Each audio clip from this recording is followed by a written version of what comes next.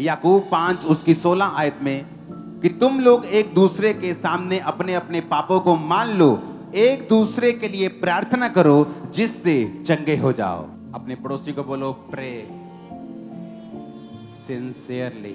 जब प्रार्थना करनी है एक दूसरे के लिए तो सिंसियरली, बोझ के साथ हमें प्रार्थना करनी है। दूसरा, प्रार्थना करनी है तो वचन कहता है कि थैंक्स गिविंग के साथ करनी है। तीसरा है प्रे इन द स्पिरिट, कि जब प्रार्थना करनी है तो आत्मा में होकर, गैर भाषाओं में होकर प्रार्थना करनी है।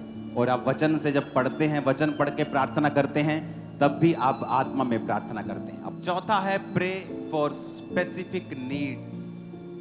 इसका मतलब है कि जब तुम्हें प्रार्थना करनी है तो तुम्हारी प्रेयर पॉइंट क्लियर होना चाहिए कि तुम्हें क्या चाहिए। पांचवा है, जब तुम्हें प्रार्थना करनी है तो अपने दुश्मनों के लिए करनी है। प्रार्थना करने से होता क्या है, आप बोझ शेयर करते हैं, आप एकता में रहते हैं, आप हीलिंग को रिसीव करते हैं, आप क्राइस्ट को कॉपी करते हैं। आज के बाद ये कलीसिया सेल्फ सेंटर्ड ना हो कि मुझे क्या चाहिए, मुझे कौन सा छुटकारा चाहिए।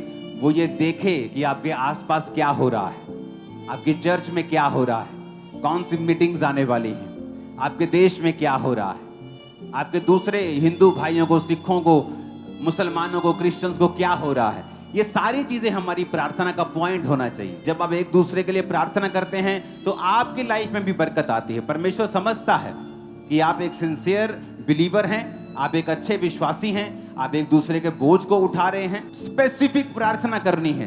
प्रभु सबको आशीषित कर नहीं, आपको स्पेसिफिक अपने एरिया के एमएलए के लिए, अपने प्रधानमंत्री, स्पेसिफिक प्रार्थना, प्रभु मुझे आशीषित कर, मुझे हीलिंग के वरदान के साथ बताना है स्पेसिफिक क्लियरली प्रभु को कि आपको क्या चाहिए।